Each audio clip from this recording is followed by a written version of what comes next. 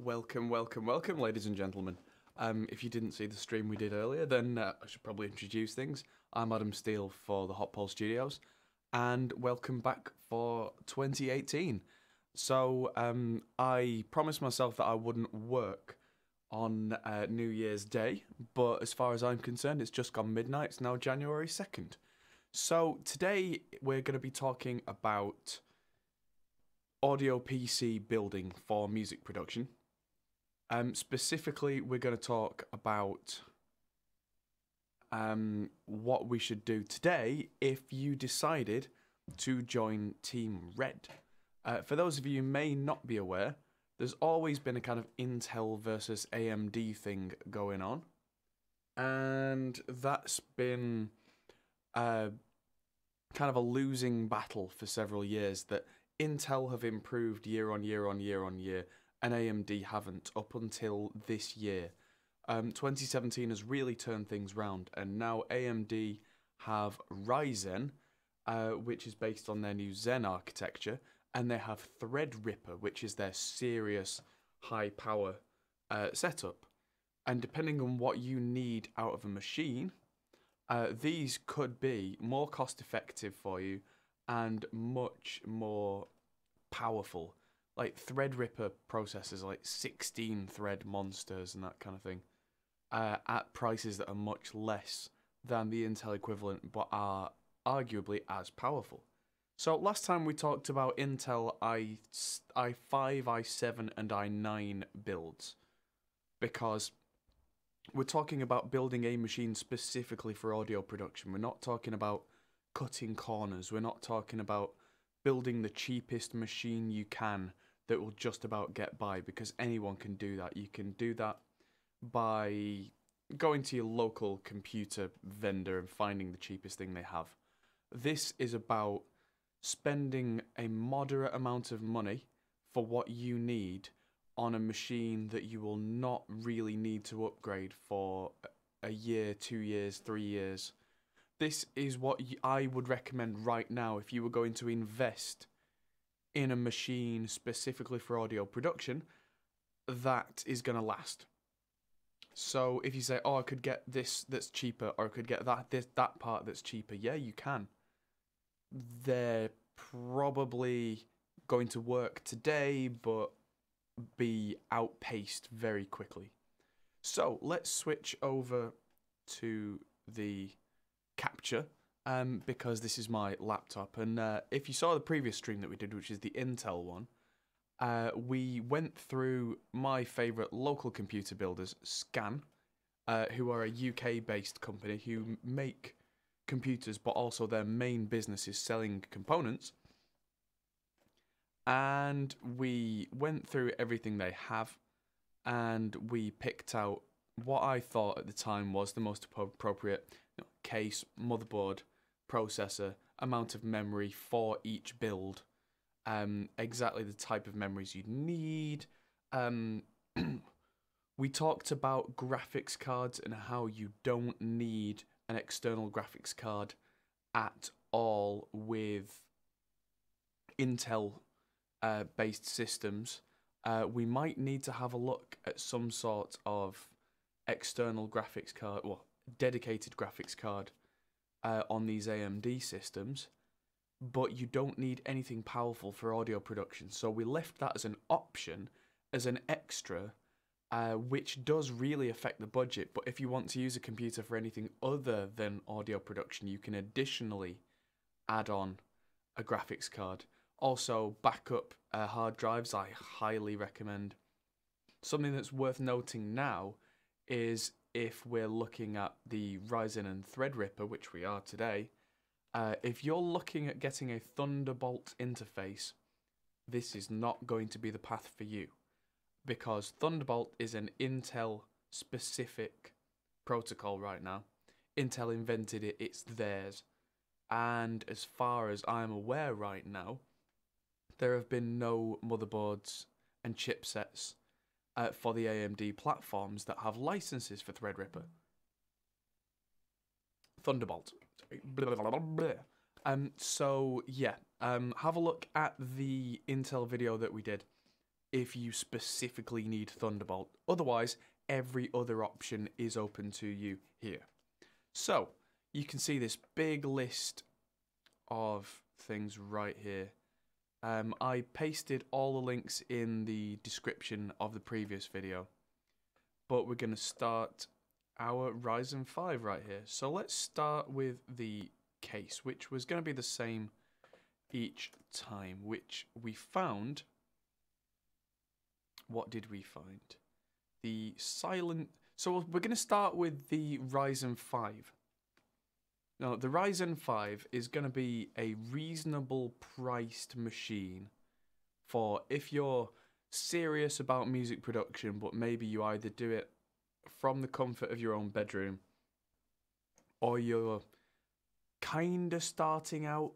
The difference between the Ryzen 5 and the Ryzen 7 machine, and then the Threadripper machine for audio production, is not going to be nearly as big as people would lead you to believe. Because of something that I'll explain right now. Mostly, in general, audio production performance on computers is almost solely based on two things.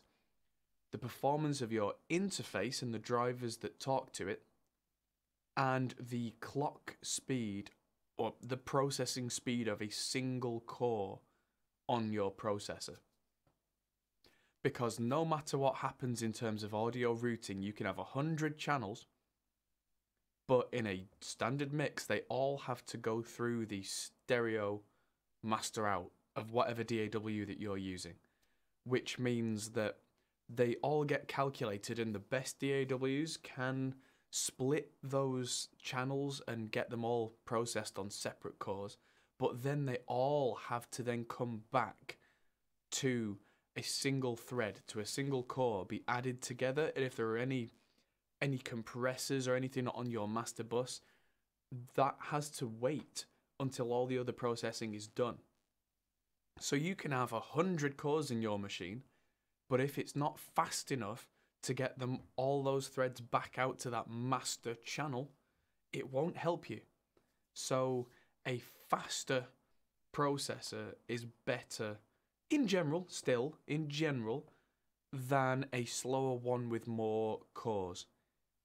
It's got to the point now where DAWs are written well enough that a quad-core processor can make a huge difference. That can be a big, big thing. Anything above that really depends on the workload that you are doing. A lot of mixes that I see have not very intense processing on any single channel, which means that multi-core doesn't do that much extra. It's only when you've got things like really intense, like complicated vocal chains or things like that on 20 channels that then you start to see multi-core really come into its own. And also when you've got multi-channel stuff like that where there's a lot of processing going on, at 96k and above, 96 kilohertz really takes a toll on processors. So at that point, again, it can really help. But I digress. So back to the Ryzen 5. These are, if I remember rightly, well, let's have a look at the actual CPUs first, just so we can talk about them from a perspective. So we'll go to components, AMD CPUs, Ryzen 5. We're not going to talk about Ryzen 3 today because they're the value type stuff, and I'm sure they are great value, but if we're going to look at audio production, again, future-proofing, this is not what you can get away with, this is what will last you.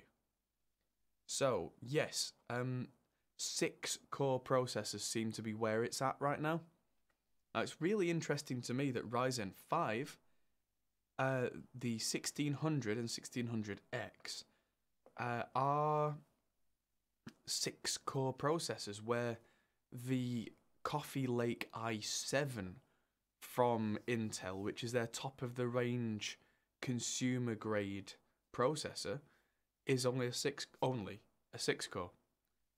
So it's something that's worth talking about. Let's have a look at the price differences here. So this comes in, the top of the range Ryzen 5 is £217, which I think comes in a bit less than the price of the i5 processor that we picked. Let's just paste the link for the i5 in a separate tab and see how much that costs. So that's £254, so that's saving £30 there. Let's go for what we're going to do. The only difference between the Ryzen 5 1600 and 1600X is a 0.4 gigahertz speed difference at the cost of an extra 30 watts of thermal design power. So what we're going to do is we're going to go for the Ryzen 5 1600.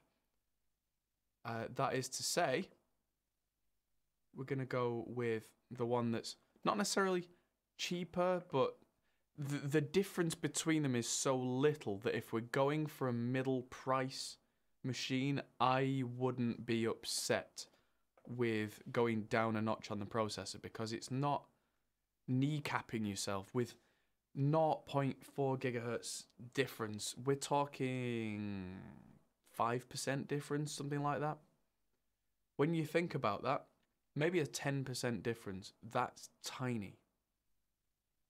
And the other thing is, because the processor is now going to be a lower thermal design power, it's going to give off less heat, use less power from the wall, be a quieter running machine because the fans don't need to work as hard, the power supply doesn't need to work as hard, the whole machine will be quieter.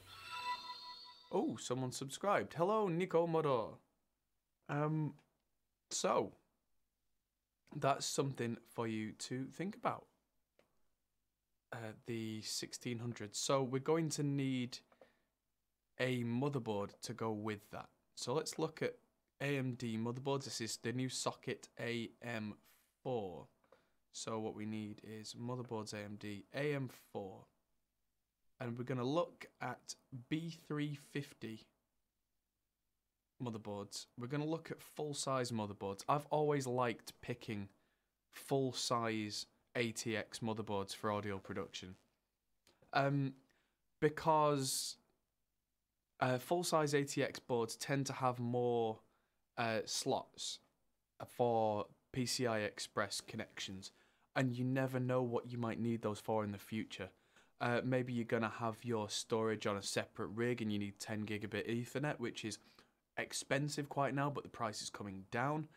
You might want something like I have the RME Raidat, is a PCI Express card, which is, for me, the fastest, best, most low latency interface that I can think of, apart from RME's own MADI interface, and MADI is some serious high-level stuff,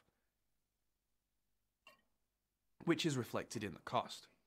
I just like to have those slots just in case you decide that you want more options going in there in the future.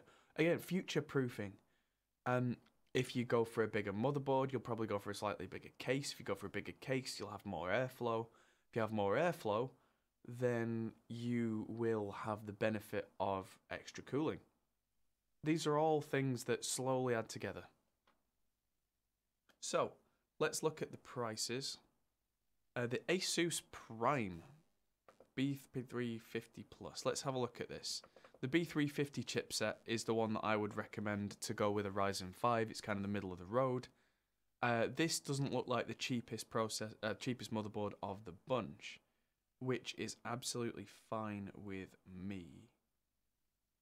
So, the B350 Plus, as we can see here, it's got a couple of the old PCI connectors on it, which could be good for backward compatibility. Maybe if you need to throw a really old sound card in there, maybe you got some like one of the old audio files. I mean, hey, I wouldn't recommend that going forward, but I have no idea what it is that you're going to put in your motherboard, and having those could be a nice option. There's also two PCI Express 16 slots, one of which I can see has PCIe 8 connectors in it, because I can see the gold stops about halfway. And there's another couple of PCI Express x1 slots. All good stuff. 4 RAM slots. Fairly solid looking VRMs and capacitors there. It's got VGA, DVI, and HDMI output, but I don't think they're going to work with the processor that we've picked. Here's a downside that I've noticed. For the money that we save on the processor, we're going to need to use a dedicated graphics card because AMD's performance processors don't have graphics chips on them. They do make, or at least will be making in the future, integrated graphics on the processors, but not necessarily on the ones that you'd want to pick for serious audio production. Now there's all sorts of good stuff, but all we really need to know is it's fairly solid. B350 chipset's decent. It can handle as many RAM slots as we like, although I tend to like to populate them with RAM sets that are only 2 sticks to begin with. And then you've got a choice later on of just buying an identical set and then put them both in there if you then decide that you needed more RAM a few years down the line from now, because who knows what kind of synths and virtual instruments you're going to get in the future that are going to swallow up all that memory. And you're probably not going to use that much right now. Anyone who says that extra memory will make your audio production PC go faster is generally talking out of their backside, in my opinion. Generally. Unless you're Hans Zimmer with these massive orchestral libraries, or if you've got 17 versions of Omnisphere running. Going up from 16 gigabytes of RAM to 32 is going to do nothing, because it's just not relevant beyond a certain point. Memory is not speed. Think about that for a second. Memory is not speed. Processor is speed. A lack of memory, if you don't have enough memory in a system, yes, that can slow it down, because then the system's trying desperately to swap things around to make it work. But imagine you have a job to do, opening boxes, as a metaphor. If you're given a room to work in and it's not big enough to open those boxes, you're going to have to do some moving around so that you can then bring another box in, open that box, put that to one side, but there's nowhere to put it because the room's not big enough. Then say you made the room twice as big, so you've got space to work. Great. And then there's nothing slowing you down. So what about if we make the room twice as big again? You're not going to go any faster because you didn't need any more space. That's not how it works. The only way to make that go faster is with a faster worker, which is a faster processor, or more people, which is a multi-core processor, same kind of idea. So yeah, that analogy works quite well for me, that more memory is good to a point, and beyond that point, it doesn't help. Especially not for audio, which doesn't use massive amounts of memory. It mostly just uses processing power. Video editing uses memory, because video files are huge. Audio files, by comparison, are tiny, by comparison. So a video file, a 4K video that's a minute long, might take up a gigabyte in terms of, intermediate formats. Whereas, 96 kilohertz 24-bit audio, a gigabyte, is still going to last you half an hour or more. I mean, I'm not going to calculate it straight off, but the time difference, and the size difference is huge. The amount of memory needed for audio is not nearly as big. We hit that saturation point several years back now where it wasn't an issue anymore. When 64-bit DAWs became the norm because every machine has more than 4 gigabytes of memory. Problem solved. 8 gig is generally fine if Windows or OS X is taking up a lot of it. 16 gigabytes is absolutely plenty, and any more is silly. Unless, like I say, you're going to do video editing. Anyway, moving on. So this motherboard looks absolutely fine for what we want. We're going to need a discrete graphics card, though. Let's stick with AMD. What do they have that's cheap? Because all we need is something that spits out pre-order, so they don't even have it there. Components, graphics, 240. There's nothing in there. Great. 250. Nope, still nothing. Fine, we're gonna have to go Nvidia. I mean, not that it really makes a difference, to be completely honest. But if we went with a GeForce 210, pretty rubbish graphics card, but it's going to give us screen outputs, multiple screen outputs, which is useful. I'm pretty sure. I'm just going to double check, but Ryzen 5 GPU output. Yeah, I'm pretty sure. Yeah, can I use my Ryzen GPU without a GPU? The answer is going to be no. It does not have an inbuilt GPU. I didn't think so. So that's a downside for us, that we have to have some kind of graphics card. If you have an old graphics card lying around, it doesn't have to be a good one, it just has to be one. Audio programs don't use a lot of graphics performance at all. They just don't. I mean, think about it. Plug-in windows are 2D. They're flat. It's not like playing PlayerUnknown's Battlegrounds or Call of Duty with the interface. It's just some numbers and some dials and a couple of pretty pictures. Once it's open, doesn't do any graphics processing really at all. So you don't need anything powerful. When I got a 1050 Ti for the studio computer, that was only because I was having problems with the NVIDIA Quadro, and because I wanted to be able to do some video editing, live video streaming, stuff that your average audio producer isn't going to do. So most of the time, it's not necessary. I was using the onboard Intel graphics in my audio PC for a good 12 months. Apart from the streaming stuff, which it couldn't handle because that's a whole different kettle of fish, it was absolutely fine. So, like I said in the previous video, I'm going to drop in a few links for graphics cards for 1050 Ti, a 1070, and a 1080 Ti. If you want a graphics card because you're going to play games or you're going to do heavy video editing, then I'll put those in the description. They will bump up the price of your machine significantly, but that's up to you. You can spend almost as much on a single graphics card now as you can on the rest of the machine. Maybe even more. But that's if you're doing a graphics-centric build, which we are not. So, we have now a graphics card, we have a CPU, we have a motherboard, and we have a case. So let's go back to the case.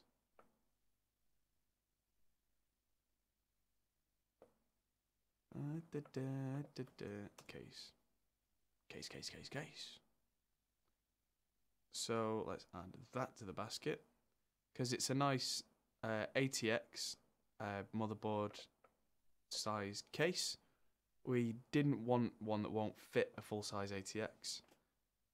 It's got nice places to route all the cables around the back, a place to hide the power supply. It's got USB 3 on the front. It's even got an SD slot apparently.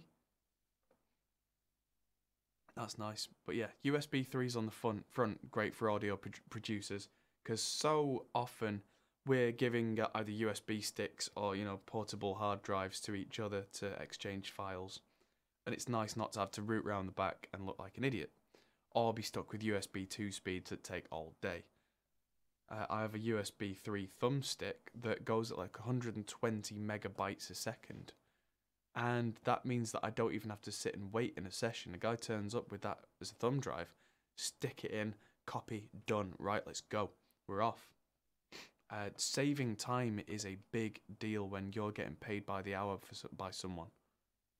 They really appreciate it, and you really appreciate it, because you're not sat around like an idiot waiting. You can spend more time actually producing, which is what you want, right? That's kind of the whole point of this. So, case done. What's next? Memory, like I was saying, 16 gigabytes of memory should be more than enough for any audio related task. There is a risk that 8 gigabytes isn't enough, especially with Windows getting bigger and bigger and bigger. So we're going to add this 16 gig kit, which is £180. Memory prices have gone up rather than down, which is a bit of a shame, but the market's kind of up and down. And DDR4 is the same memory that's used in the AMD kits as it is the Intel kits. There are guys who will overclock their memory in AMD builds because that can make the processor run faster in terms of its interconnectivity between its cores, but you're getting into some serious enthusiast stuff when you start to talk about overclocking memory. And I've always been wary of overclocking with audio production because it can cause kind of little pops and clicks and little problems where the timing of the processor is then slightly not in line with whatever interface that you're using. And I've often found both in USB, Firewire, and PCI Express.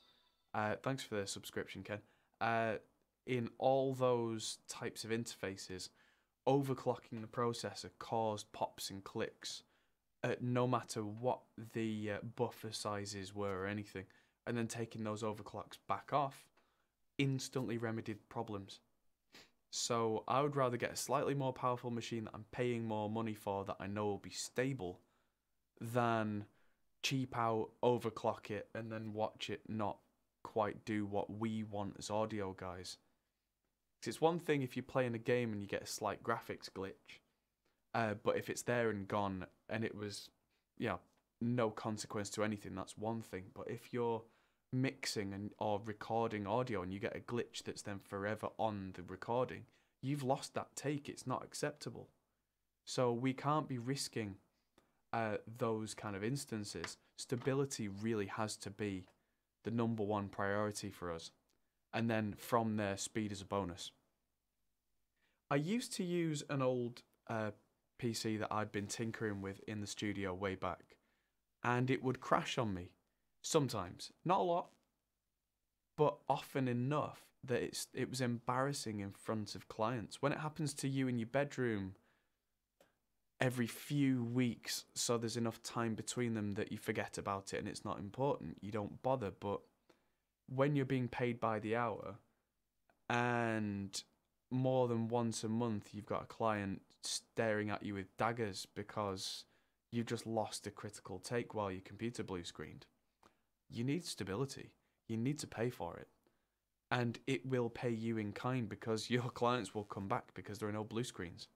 And for anyone who says get a Mac, I've seen Mac's grey screen more times than you would believe. I don't think I've ever used a stable Mac. Sad to say. I've played with Macs that have been stable for a while, but then OS X updates, it's suddenly not stable as it used to be, or any other kind of updates, suddenly it's not right. Anywho, so we've picked our RAM. We did pick a DVD drive because why not? No, that's not what I hit copy on. That's a thought. Does the case that we've picked even have a DVD slot? Case. I bet it doesn't.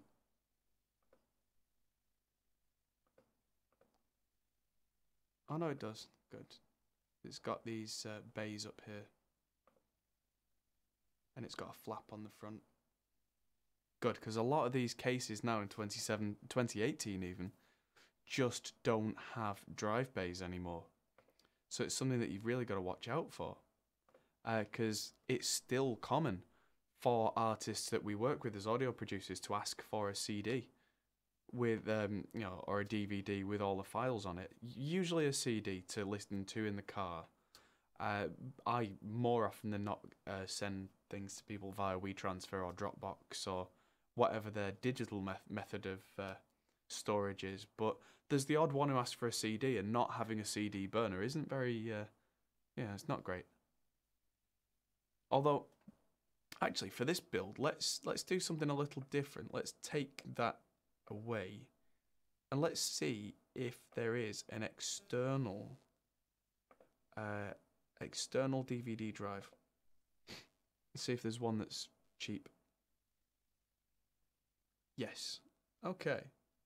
Well, let's go with that. Let's go with the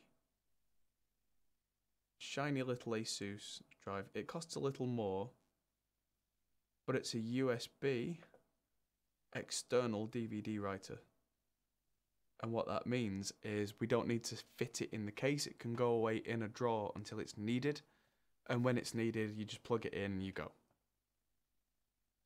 And that is probably going to work better for you. It's a little noisier when it's plugged in than an internal one, but it's probably not going to be there half the time.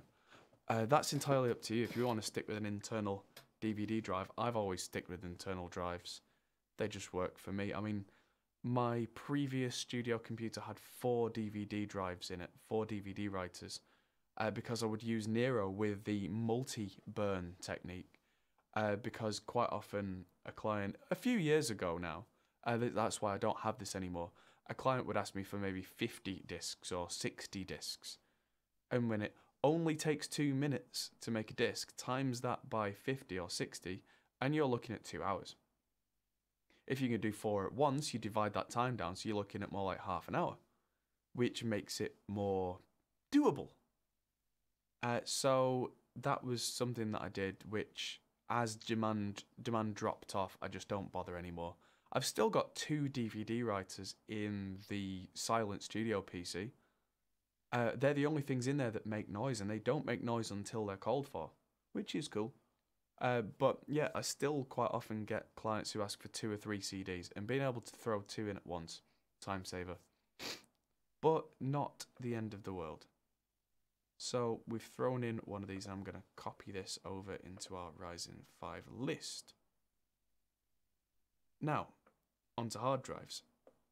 So for the more mid-priced builds, we settled on a 250 gigabyte solid state drive, because solid state is very definitely where it's at now. If you're trying to run Windows off an old spinning hard drive, we call them spinning rust, it takes forever, not just because they're slower, but because it's like taking a needle off a record and moving it and putting it down and putting it down and putting it down, and it's like it's doing a little dance. And Windows asks a lot of that, whereas solid state drives can just go and give you everything at the flick of a switch. It can give you any information, which, especially for something like Windows, is a big time saver, which means the computer turns on quickly. It means that all your apps load quickly. It's not as much of a bother, I find, for the actual audio itself, or maybe loading up a sample library, which is why we're going to install Windows and things like Pro Tools and Reaper on here. And then what I would do is I would have one of these, which is a 2 terabyte Seagate drive. If you're not a big fan of Seagate, there are other brands out there. But I would say get a 2 terabyte SATA 3 hard drive. Just a standard spinning hard drive. They are inexpensive. They are plentiful. If you are backing up your audio files regularly, and you really should, then you don't have to worry as much about life longevity on these things. And there's an old saying in digital audio, and even digital storage in general, if it's not stored in triplicate, it doesn't exist. What you should be doing on a very regular basis is backing up all of your project files to 2 separate backup hard drives, so that if one dies, or if your main hard drive dies, you have all your audio. And if one gets struck by lightning and another's in a flood, you still have that third copy. I've lost far too many files when I was a younger, like, junior engineer to the "oh, it'll be fine" principle. Before you realise that a year or two have gone by, the drive's getting old, suddenly it won't start one day, and then you panic. And because of that, I am very, very stringent about backing up everything. Because if you don't back it up and someone's been paying you to record it, suddenly they either want their money back or they never come back. And what is it that we're doing as audio producers other than trying to get people to come back to us? Because that's where the reputation goes. You know, when you've got someone saying, "Oh, he was great with sound, but he lost all my files, and he didn't have a backup. What an amateur!" You won't recover from that kind of reputation. So, don't let it happen. Luckily for me, that's never happened with a paying client. I had these dying drives when I was younger, when I was still just working on my own material. But it does mean that I don't have any photos from when I was at university, and it does mean that I don't have any of my old projects of my personal work. So, life lesson learned. Anyway, moving on. Let's see, what have we got? So, we've got... let's just hit checkout because it should show us a bit better. Right, so we've got case, we've got a motherboard, we've got a processor, and we've got memory. We've got some kind of graphics card. We've got a DVD drive. We've got 2 types of storage. Are we missing anything? Just going to nip back up this list. What would I have missed? Case, processor, motherboard, RAM. Power supply. Power supply is the one thing. Oh, and CPU cooler. So let's go for, because we're talking medium budget, the AMD processors come with a Wraith cooler, which by all accounts isn't bad. But I don't really want to go with not bad. I want to go with good. We want to go with something that will keep the processor cool, because cool means stable. Stable means long life. Long life means no blue screen a couple of years down the line. So let's have a look at the Be Quiet Dark Rock Advanced. It does say for Intel/AMD. Oh, this isn't in stock anymore.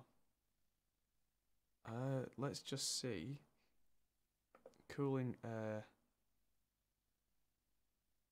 AMD. Let's see, because we want to spend some money on the cooler, because it makes everything quiet and it makes everything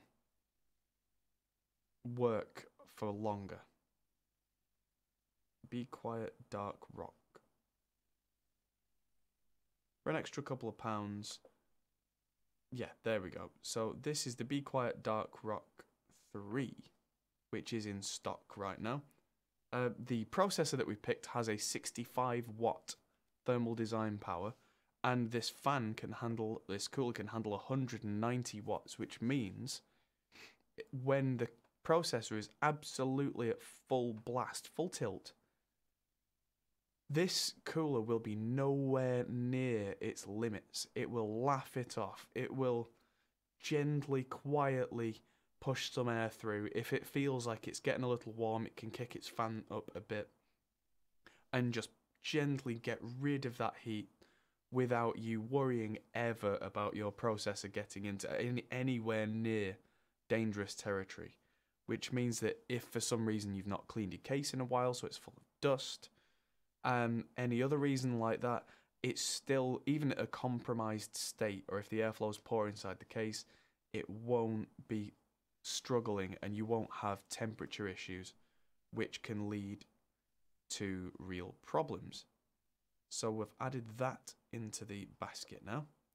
And the last thing that can go in our Ryzen build list, the last thing is going to be the power supply. So where's the one that we picked for our basic? Because power supplies don't care what kind of processor you have. Power supplies only really care about whether they can deliver the power that is needed. So there it is. Corsair. This is not the cheapest of the cheap, again, because cheapest of the cheap is a good way to watch things go bang or blue screen within 6 months or 12 months. We don't want that. I'm trying to find the parts here for an audio computer that will last. So the TX series 550M is a gold standard power supply that is hybrid modular. And what hybrid modular means is you see there's these empty ports here. This big thick cable is the one that goes to the motherboard. Every computer pretty much needs one of those. But then if you don't need all of these power deliveries to whatever it is that you're building, then you don't need to have all these cables plugged in. Which means that your case can be nice and neat and well looked after. If your case is nice and clear and look clean, then your airflow will be better, the cooling will be better, it'll be quieter, and it'll be more stable in the long run. And yes, there are better power supplies than this, and we will look at them for the next build up. But if we add that to the case, right, so let's go to the checkout. So now, I mean, all these builds that I've done don't include a copy of Windows in the price. I'm either going to assume that you're going to buy Windows separately, or you already have a license for it, or whatever that is, that's up to you. Whether you want to actually run Linux on it, I mean, you probably wouldn't on a PC if you're an audio producer, because that's almost self-defeating right now. But hey, that again is up to you. Let's just go through everything and make sure we have what we need.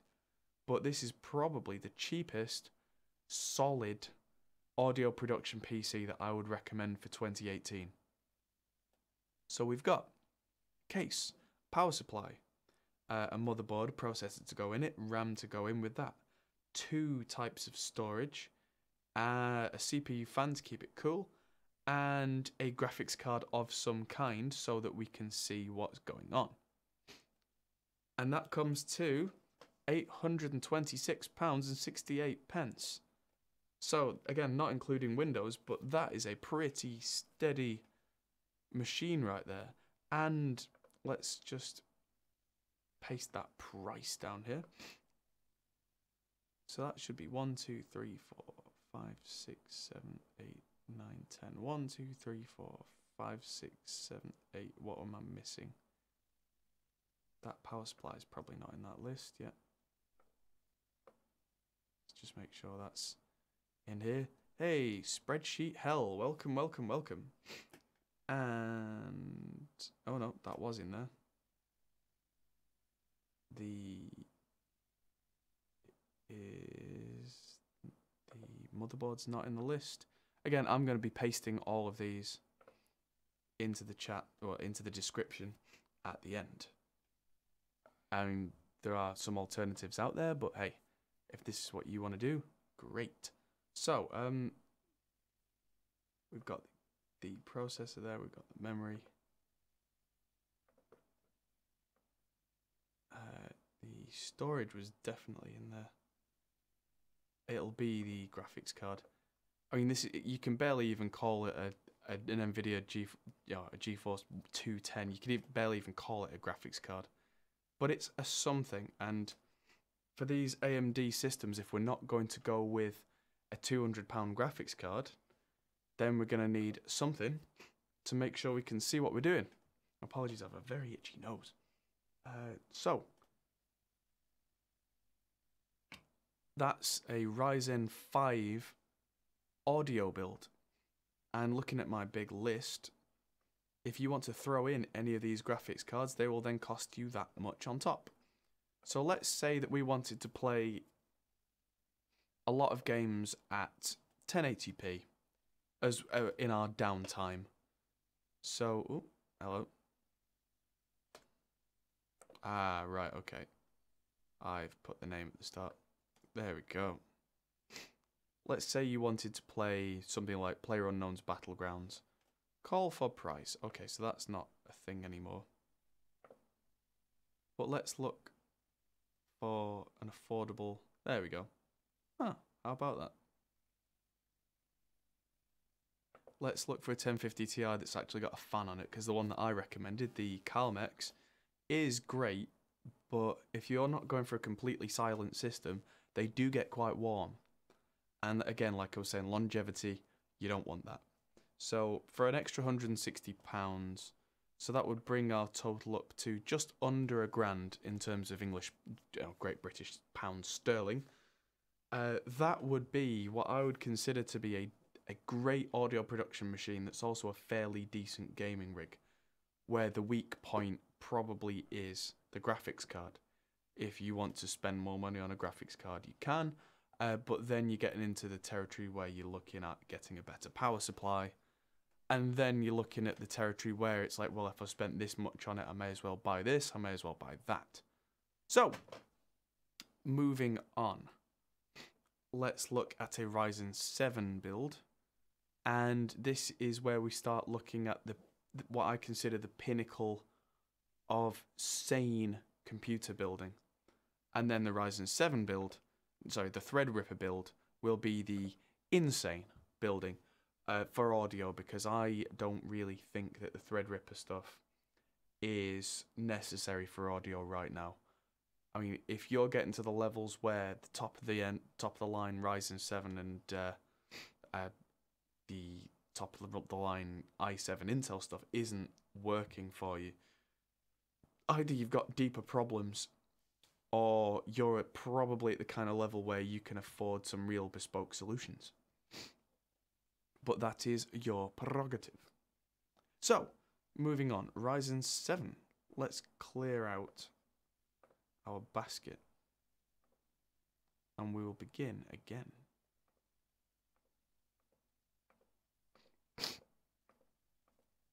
Now, I am trying to do this as a slightly shorter video than the Intel one by copying some of the components over from one to another.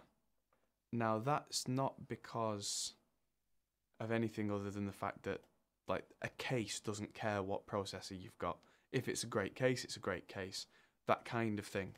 What, like, for instance, in the Intel i7 audio build, I used the Fractal Define R5, which is a great looking case, and looks like it's got a lot of places to route all your cables neatly, loads of space for tons of drives. If you for some crazy reason want to be that guy who's got 10 hard drives, then that's up to you. You know, it's got a place where your power supply gets hidden down the bottom, so you don't need ugly cables all over the show. And that can go straight in the basket. Yes, please. Thank you, please. And that can go straight in our Ryzen 7 build. Now, let's look at the processor. Let's get straight into the meat of it, shall we? So we've got CPUs AMD Ryzen 7. So, if we're looking at the Ryzen stuff, we're probably looking at, if you're looking at Ryzen 7, up the irons, hi, how you doing? If you're looking at Ryzen 7, you're probably looking at going the whole hog. Let's be honest. So, we're looking at either the Ryzen 1700X or the 1800X. Now, the 1700X is an 8-core 16-thread, as is the 1800X. Now, there's a 0.2 gigahertz difference here, and the price difference is £120. That's insanity for me. But then that's the kind of thing where the enthusiast will probably overclock the 1800X a lot further. It will probably push a lot harder. But like I was saying earlier, we're not going to overclock these. That is not our thing. Having said that, there's a bundle right here, which I am looking at, which I'm going, oh, hello. Probably not going to get it, but let's have a look. 1700X. So here's some very interesting things that Scan do here, where they suggest kind of the right things, like an Asus X370 motherboard with 16 gigabytes of DDR4 memory by Corsair with an H100i water-cooled CPU cooled, because that's going to kick out significantly more heat. What we want to do today is look at these separately. So, although that was an overclocked bundle where Scan will put that together for you and then safely overclock that setup as far as it will reasonably go, and you can ask them to do either an extreme overclock if you're a gamer, don't mind the power usage, a medium overclock if you're kind of in between, or what I call a stable overclock, where they can push it to a point where it feels very, very stable. And if they're really as clever as I think they are, and I do think they are that clever, they probably won't get the audio interface issues that I used to get with overclocking. But then you need some serious knowledge to be able to get around that, and that's what those guys are for. My policy has always been no overclocking for audio production machines. I mean, I've done overclocking on gaming rigs before, but for audio production I've never had any stability success. So let's have a look. Let's go with the 1700X, because like I was saying, this is even smaller of a gap than the Ryzen 5, where it was 0.4 gigahertz difference. This is 0.2 gigahertz difference. This is something like a 3% difference between this one and the next one up, at the cost of 120 quid for 2% or 3%, whatever it is. It's not worth it. That top-end processor, the price is pretty much there as a marker. The price is there for them to get their proverbial wang out. It's just, you know, it's a funny way of putting it, but it's them stamping their authority on Intel and saying our top-of-the-line machine is as good as your top-of-the-line machine. But then below that, AMD do some serious value for some serious processing power. So £320 just for the processor alone is a big jump up from the Ryzen 5 build. And to go with that, we're going to need a motherboard that kind of matches that in terms of stability and features, which is the X370 chipset. Now let's have a look. We'll stick with Asus. They've been good to us so far. They have the Republic of Gamers on their side generally. They know what they're doing. So, this motherboard looks like a monster. It's got quite a lot more capacitors and VRMs than the previous board, which means that the power delivery to the processor will be smoother, which means in turn that the voltage will be more stable, less chance of crashing, much more durable, long life. It's like anything. If you get anything that's designed to go to 10 and you run it at 9, it's not going to last very long. If you get something that can run at 100 and you run it at 9, then it's not going to sweat and it's not going to wear out anytime soon. It's all about stability and durability. Well, this looks like a monster. It's got plenty of serial ATA SATA ports there if you want to plug, I don't know, a ton of drives in because you're crazy. It's got all your usual USB 2 and 3. Loads of PCI Express slots. No old PCI style on this board. This is a bit more future facing than the lower cost one was with the B350 chipset. But swings and roundabouts, we get more USB 3, and I think that's 3.1 Gen 1. Gigabit Ethernet as per usual. Graphics ports which are useless to us, but you never know when they may become useful with another generation of processors. Who knows? Right now that's not a thing. But this motherboard looks like it works perfectly well for us because we're not worried about Thunderbolt. Like I said earlier, Thunderbolt is just not an option with the AMD systems right now. The ecosystem isn't licensed for it, so they don't support it. Onward. The motherboard's there. Let's get some memory in there. So let's use the same. Well, let's just paste this motherboard in here. And I'll bet what memory did I pick for this one? Okay, so I picked 32 gigabytes of memory for the Intel one. So why not pick that for the AMD one? Because this, like I said, it's absolute overkill, but this is definite future proofing. If you're looking at getting a very like synth heavy setup, maybe loads of omnispheres and serums and loads of contact libraries and loads of orchestral stuff, like the Vienna Symphonic Library and the East-West Composer Cloud or something like that, maybe you might get over 16 gig of RAM. You might need 17 or 18 gigs of RAM. And since they don't work like that, they come in kind of multiples. So 32 it is. And because this fits in 2 slots on the motherboard, that means that there's space to upgrade later to 64 gigabytes of RAM if you are absolutely crackers. But if you want to do that at some point, maybe get some sort of memory scanning tool to see what programs are using all your memory. You may have something a little bit untoward if you've got more than 32 gigabytes of RAM in use on your system, because that's a lot.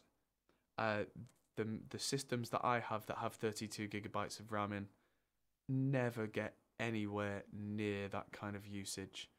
A couple of times rendering 4K video with inbuilt animation graphics, I've got to 20 or 24 gigabytes of RAM, but in audio production I've never seen it. And I'm interested in this kind of thing. I'm looking for it. I've not seen it.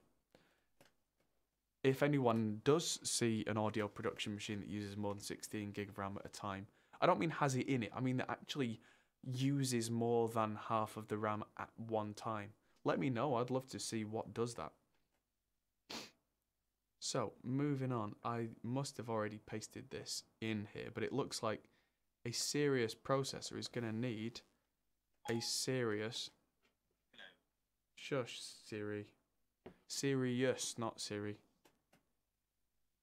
A serious cooler.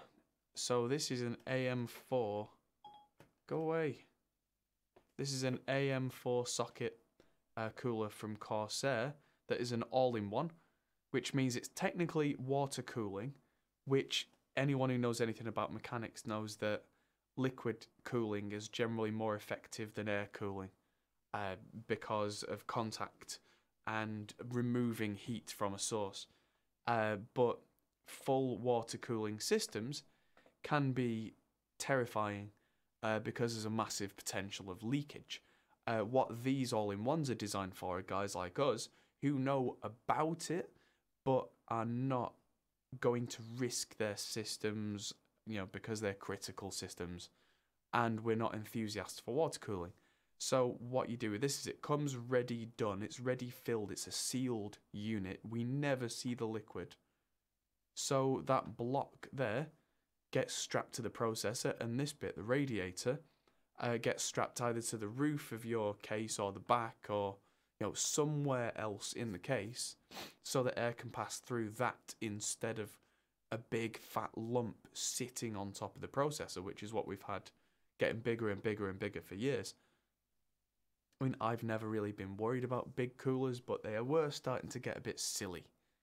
I had an AMD Phenom processor set up for a long time that had a big Scythe Ninja copper cooling air block on, and it was massive, and it must have weighed 2-3 kilos, like 4 or 5 pounds of copper hanging off a processor mount on a motherboard. That must have been taking some serious strain. Whereas this little bit here is hanging on, and the rest is affixed somewhere else to the case, not to the motherboard. So there's no strain on the processor area, which is a good thing. And it's just a little piece of copper with a bit of, you put a bit of thermal paste on there, and that just goes and whisks the heat away to somewhere else. And these are massively effective. Oh, and they're even on sale right now. Nice.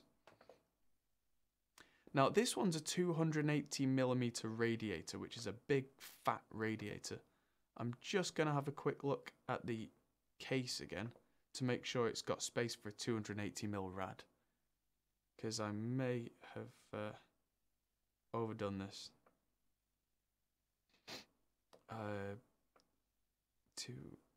360 in the front, 420 in the top. What's 420? 420 is that dividable by 14. Let's just 420mm radiator. Yeah, so that's 340. So yeah, that would be absolutely fine in the top of this case. And that would then lift the heat out from the processor, which means that wouldn't ever be in the case, which means it wouldn't heat up the rest of the system. It's a nice design and something I'm probably going to do at some point in the future. And with my silent build PC, water needs a pump, and the pump is in. The pump is in this bit here, which means that there's some gentle humming noise, and then of course there's the fans. So you can't do a completely passive silent build using one of these. That doesn't make any sense. But that's fine. So it's got two big 140mm fans just gently wafting the heat away from the processor. So you can be running the processor as fast with as many plugins on channels as you can possibly imagine. And it's not going to break out in a sweat. Even at like 96 kilohertz, it's just going to laugh it off. So let's have a look at where we're at. So we've got our case, we've got our motherboard, we've got the processor, the RAM, and the cooler. Now, what we need is storage and a power supply. So, power supply. Actually, I already did this. Let's have a look at this. So, my i7 audio build power supply. There we go. So, going to Corsair again, because Corsair have always had great power supplies. I think the only time I've ever gone with a power supply that wasn't Corsair was the Seasonic Silent power supply for the Silent Studio build, because at the time, I don't know if it's the case now, at the time, Corsair didn't make a completely fanless power supply, and I just insisted on it being silent. So, this is a fully modular power supply. Nothing is connected unless you need it to be, which makes the case very nice and clean. This can handle some beastie graphics cards and a seriously powerful CPU. And it's got Corsair Link, which means that it's got a USB socket to talk to the motherboard, so that the motherboard can show you the software, showing you exactly how good the power is and how stable everything is, because digital power supplies, they're the future. And what was the last thing that we are missing? I already said it. Storage. So, what storage did I pick for the i7 build? It's not... Oh, no, it's that. There we go. Yeah, so we went kind of middle price, and I went for a terabyte of solid-state storage, serial ATA. That's £311. Let's see what the equivalent price is for a hard drive to boot off. That would be, what do you call it? NVMe. Those little sticks of gum type things that go on the motherboard, because they can be 4 or 5 times faster but they are more expensive. So that's why for this build, I didn't pick one. Oh, looks like prices are starting to adjust. So that's still more expensive. Oh. Come on, do one or the other. Open this up. So yeah, with this system being, is this cheaper or more expensive? No, this system's more expensive by the look of it. How is this system more expensive?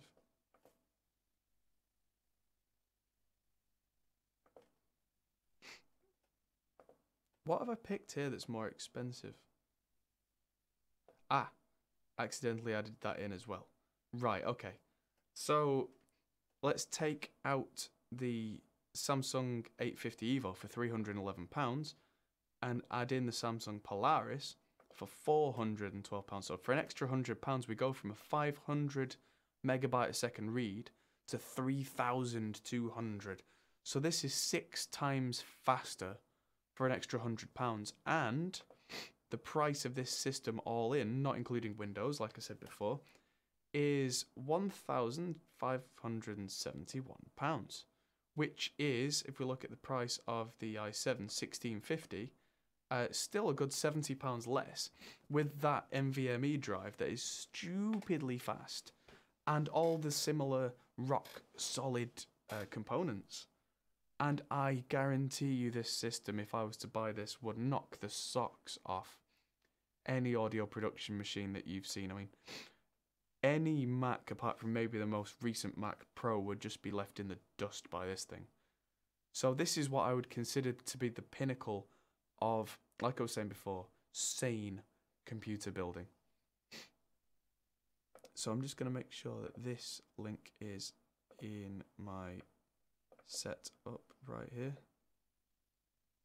So let's just make sure that all these, I've got a copy of all these. Just because at the end of this stream, I'm going to drop all of these in the description. So we've got the case, we've got the cooler, power supply,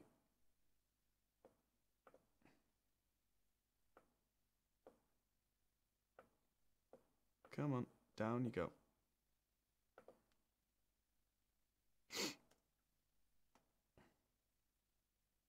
So this is 1571.4215. Prices will slightly fluctuate over time as things get cheaper on discount, or when prices go slightly up, like hard drives and memory have done. So it'll be a slight fluctuation, but you should be looking around these price points for at least the first few months of 2018. If anything, prices should start to go down a little bit on these as new things get announced. I heard a little rumour, a little birdie told me that at some point this year, the second generation of the Ryzen processors should be announced and possibly released. So that should drive the prices of these down even further, as those small improvements come in from that second generation, and it will only be small improvements. But that's something that's interesting to talk about right now, is that where Intel are on their 8th generation of the same architecture, AMD are on their 1st generation of their new architecture. So the question now is, are Intel going to now stall and stutter, or have they got more tricks up their sleeve? Because AMD have a lot of room to grow on this brand new platform. And are Intel going to catch up? So, yeah. Let me know how you feel about it. I mean, we've got a comment section below. If you want to add something in the chat, feel free to get a conversation going as I start this one more time and go into silly territory with the Threadripper. So, let's have a look. Just check 32 gig RAM. 2, 3, 4, 5, 6, 7, 1, 2, 3, 4, 5, 6. What's missing?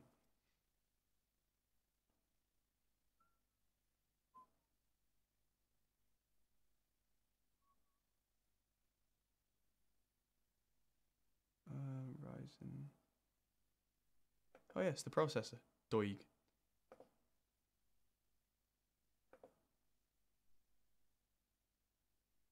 Yeah, there we go. No processor, no build. Right, so on to the Threadripper build. And that's going to be the last thing I'm going to do for this evening. It's already 1:15 in the morning here, and I'm going to fall asleep at some point. Back in the studio tomorrow. I'm going to start filming a big series of videos to do with Celestian's greenbacks and creambacks and blackbacks and hairy backs. Different backs of different kinds on speakers and stuff. And I'm going to be capturing some of those as well in different cabinets. So, AMD's Threadripper. If you're doing dream builds, you toss a Xeon processor in that bad boy. No point. We already did the i9 build last time, and the i9 is essentially a Xeon in sheep's clothing. They are the same thing. Plus, Xeon can mean a great deal of things. Xeon can mean low power stuff. It can mean quad socket. It's too vague. Xeon just means business version, I think. So, it's far too vague that people get easily confused with the Xeon stuff. And it doesn't even have integrated graphics. So, yeah, we already covered what I would say for audio guys was top flight crazy last time. So, let's do that for Threadripper today. So, let's start from the start. Let's go with a case. Let's go with a big case. Because this is going to need probably a lot of space. Ugh. Some of these cases are just ugly, aren't they? It's like, look how expensive I am.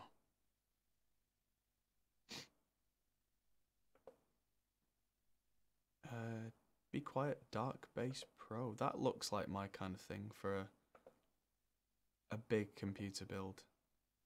I mean, it's relatively modest in its stylings. It can fit radiators in the front by the look of things. It can fit radiators in the top, yeah, definitely, and in the bottom as well. It's got a fan controller that comes with it. Yeah, absolutely. That is going in. That's our case for the Threadripper build, I think. Extended ATX, yeah. So it can do eATX, which we're probably going to get eATX for the motherboard for Threadripper. So let's look at the processor itself. Threadripper. Socket TR4. Now, let's be honest. You're not going to buy a Threadripper for audio production unless you've thrown your budget out of the window. Because the 8-core there's also an 8-core Ryzen 7, so what was the point? The point of you doing a Threadripper build for audio would be if you're going crazy multi-core. So, let's go crazy multi-core. That's the Threadripper 1950X. That has 16 cores, so 32 threads.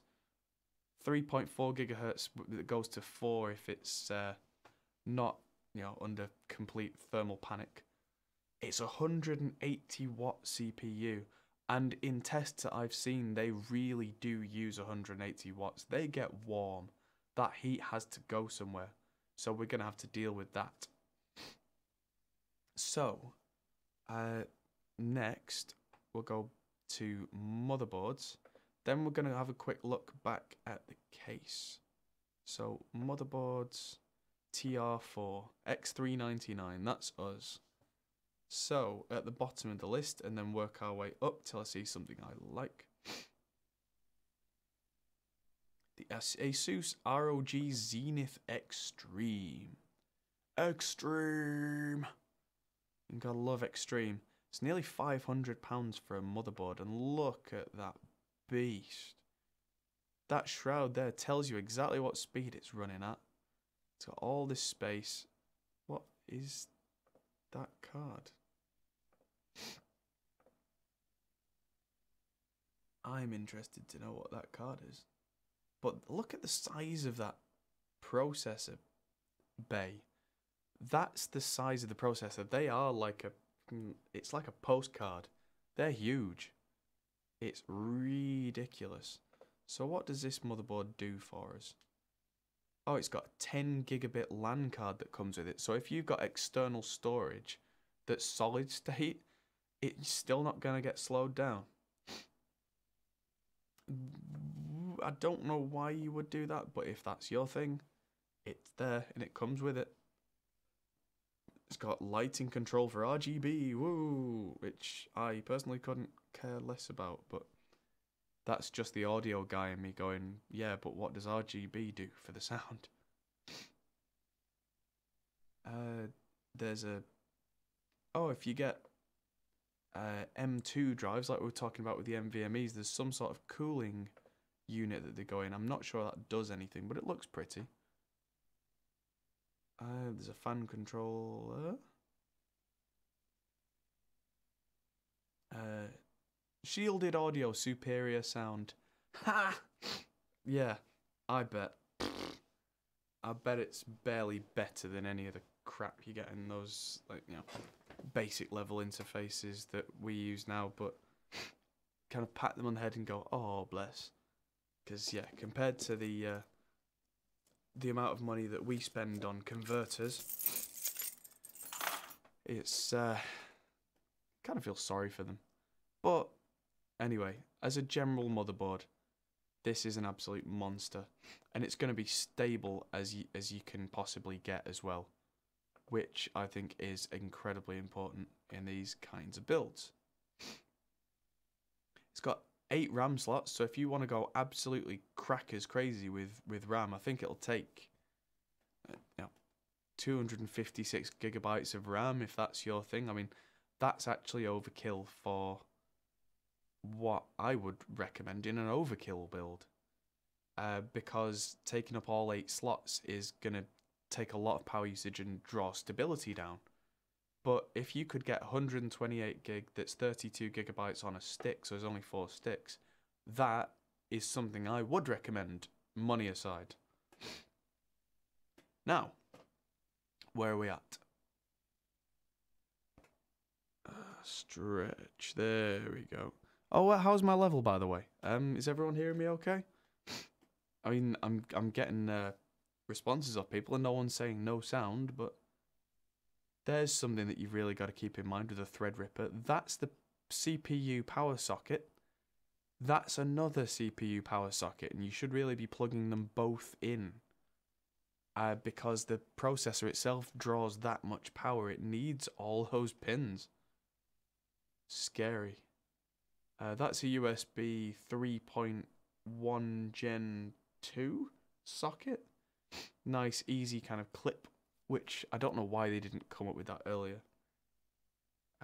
Dip switches for something. Yeah, what an absolute monster this thing is. And yeah, loads and loads and loads of PCI Express connection. You can actually have 64 lanes of PCI Express connection on this machine, which means that oh, level's fine, brilliant, thanks Brett. Yeah, if you can get PCI risers that split the data in here and split the channels up, so that's 16 PCI Express lanes, and you can get a card that separates that. If you could get the drivers for it and the power to support it, this machine could work with 64 RME RAID cards. Now let's just calculate that. So 64 times 32 in, 32 out. You could run a 4096 channel system off this. I mean, if the drivers from RME would support it. I mean, they probably wouldn't. I mean, who in their right minds would provide driver support for 64 of their cards in the same machine? But if we're going crazy, hey. That would be some serious ADAT cabling right there. If I remember rightly, if you had one of their MADI systems, it's double that as well, so that would be 8,000 channels. Not that that's ever going to be a thing, but it's just kind of crazy to think. I've seen graphics card Bitcoin miners doing something similar with these kind of slots where they'll have multiple graphics cards connected, but that's by the by. But it's proof of concept, that works. It's a thing. Anywho, moving on. We have our motherboard in our case and we have our processor. Let's look at memory. So we're looking at DDR quad channel, 3200 megahertz, because for Threadripper the speed makes a huge difference. This speed only goes up to 64 gigs. Let's just see if a slightly slower speed has support for 128. There we go. 128 as 4 times 32 though. Not seeing any 32 gig sticks. There is a Christmas offer on though. 200 and something pounds off on the ugliest memory. Hell, let's go for it. 128 gig of RAM. You are never, in 2018, you are never going to need anything close to that amount of random access memory in an audio production machine. But if we're going crazy, let's go crazy. Why not? So we've got 128 gig of RAM in there. How much did I put in the i9 build? Oh, it doesn't say there. Anywho, that's a lot of memory. So, lots and lots and lots of RAM. I think if 32 gig memory single sticks come out, and they will, the Threadripper machines will handle twice this. But then we're talking like supercomputer parallel computing craziness, which is generally just crackers. But yeah, you can get the speed up on this, which will get the processor speed up as well. Because as you turn up the RAM speed on Threadripper, I know for a fact that makes the actual processor itself run faster inside. Which is an odd thing, but there you go. So we've got memory. We need to cool this processor down. Cooling all in one. Let's just quickly check our case. That's what I wanted to do.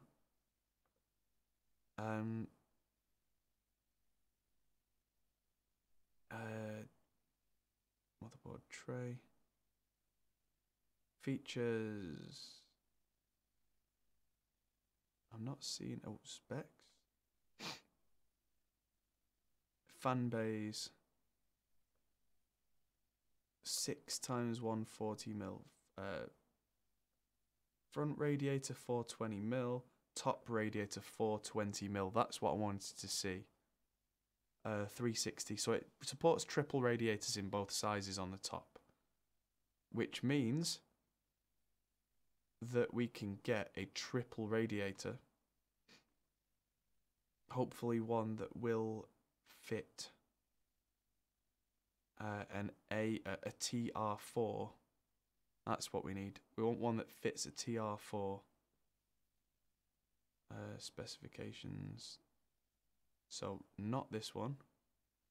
And it's not even about the money at this point. It's about, will it fit?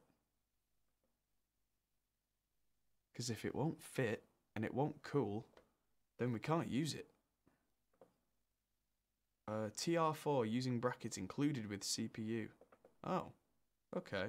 Huh.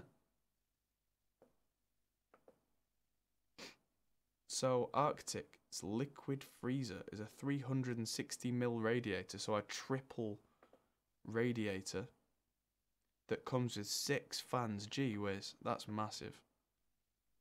But that is guaranteed to take the heat away. So that's going in. That's going to take the heat straight up these little tubes right here, up to the radiator, and then it's all going to be blasted out into the stratosphere. You won't need to wear a jumper in that room, I can tell you that much. So, storage. Let's go NVMe again. Let's just have another check of this motherboard, what we has picked. Because, triple M.2. So let's go crazy. Let's get 3 M.2 terabyte drives in there. So, hard drives, SSD, NVMe. So we're not going to go with 2 terabyte drives just because they're there. We are going to use 960 Pros because we can get 3 of them in there, and we can use 1 as the boot drive and 2 in a RAID array as our audio recording, which is absolutely completely overkill, and sample storage, and that'll make a 2 terabyte for all your orchestras and things like that, where you hit load and it will go done. That fast, really that fast. Absolute crazy fast. Like in RAID, we're talking, it will max out the bandwidth. We might be talking 4 or 5 gigabytes a second. If you've got one of those crazy orchestras that's several gigabytes, you're talking, you go click, you turn around, you turn back, and it's done. Where it used to be that you had to go make a cup of tea. So that's a big, big, big thing. Now, let's just go to the checkout and see how we're doing. So we've got a, power supply. Always managed to miss the power supply. Now, this is going to need a big power supply, partly because we need 2 processor PCI Express, 12 volt ATX power supplies. So we're looking around 1000 watts plus. Let's stick with Corsair if we can. There's our bad boy, 1200 watt Corsair HXI. This one is a beauty. It's got 6+2 PCIe and 4+4 CPU. There are loads of them there, so you can plug 2 in for the processor and have 4 left for 2 1080 Ti graphics cards if that's your thing. If you want to play games on this machine as well, which at this level, why would you not? I mean, if you're going to spend this much money on it, you may as well spend the extra 30% and get 2 of the most balling graphics cards. Why not? And the USB, again, on the Corsair link, tells the software and the motherboard in Windows how the power supply is getting on. And with it being single rail as well, you don't even have to worry about what equipment is connected where on it. You don't have to load balance anything. You used to have to do that back in the day. You used to have to go, if I've got too many hard drives on this socket, I need to balance it out with this one. Whereas now, no, you can run 100 amps of power off that single rail, which means all the power's coming from the same place. You don't need to worry. At 12 volts, yeah, it can run 100 amps in there, and it won't even worry. What a monster. So, we've got our case, we've got our power supply, we've got our motherboard connected to the power supply, we've got our processor in that motherboard, we've got the memory in that motherboard, we've got our cooler keeping the processor cool, we've got enough storage to last us until the end of days. Not counting the cost of Windows, that is £4,871.28. Now that is absolutely crazy. Now it'd be a bit boring for me to copy and paste all these links on stream, so I'm just gonna do that after the stream. I'm gonna paste that all in the description. So that is it. Like I was saying, if you're gonna say, well, where's the graphics card? The graphics cards are entirely... Oh, no, tell a lie. The graphics cards are not optional on Threadripper. You need a graphics card. So, let's just put in something hilariously minimal. There we go. A 2GB Radeon RX 550. Hilarious. tiny little thing. But that would be enough to run 3 screens comfortably for your audio production machine. If you want something better than that for gaming, you can. So you just get whatever it is that you feel that you want. If you want to be an AMD guy with Vega, or an NVIDIA guy with the GeForce 1080, 1080 Ti, the crazy new Titan V, which isn't even for gamers, but they're £3,000 each. Wow. They're like deep learning cards though. But anyway, that is a separate thing. That's not an audio production consideration. If I was to buy this machine for a studio and have to justify the cost, even if it was a crazy cost, this is what I would put in it, because you don't need any more than that for audio production. I mean, if you're then going to hook it up to a video system, you're still doing the video system separately. If you're using this system for video editing, again, that's slightly outside of the scope of what we're doing. But if you've got this kind of power supply and motherboard and processor and everything, it does feel a bit unbalanced, but it's, you know, needs must. How much does a 1080 Ti cost right now? Let's find that out. 1080 Ti is about £700, which is less than 20% of the cost of this machine extra. And that's the absolute daddy right now in terms of, you know, there is a slightly more powerful card, but the cost gets way silly. Like divorce silly. And yeah, I mean, unless you're playing games in 4K and VR and stuff like that, it's not even necessary. But yeah, that's for audio production, not even a thing.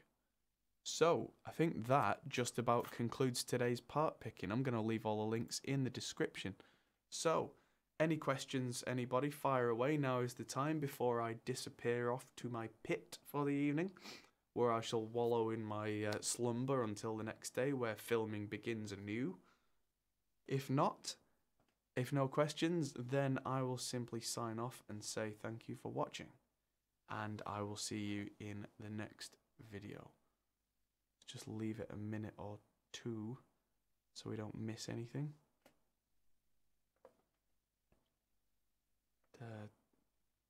Gaming.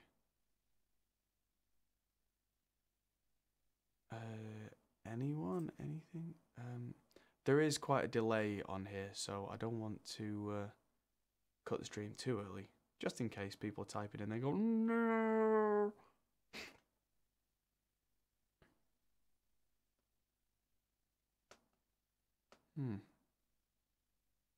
Oh, no computer-related questions coming in. Okay, so that's it for this evening then. Thanks for watching, guys, and I'm going to do a few more of these PC-style build videos over the next few months as new equipment comes out, and I'm going to start looking at things like including interfaces into the prices, and maybe even speccing out an entire software-based studio rather than just the computer. See how far we can go with this and look at what things actually cost in this day and age in terms of what it is that you want to do. If it's something you've never thought about before and it's something maybe you're just starting to learn about audio production and you're wondering how much it would actually cost to spec out the tech side of a studio. So yeah, that's something I'm going to do now. I've kind of talked myself into it. Sounds like a good idea. So yeah, I'll do kind of basic, medium and crazy full studio specs at some point in the next couple of months. I'll think about that and I'll write kind of a spec sheet and some lists out. But in the meantime, take it easy, everybody. Thanks for watching. I'm Adam Steele for Hotpole Studios, and I'll see you in the next video. Goodbye. Thanks for watching, guys. If you enjoyed this, feel free to check out our other videos, as you can find here, or check out our Facebook and Twitter, or our Patreon page, which helps us to make more videos like this. Thanks for watching, and we'll see you in the next video.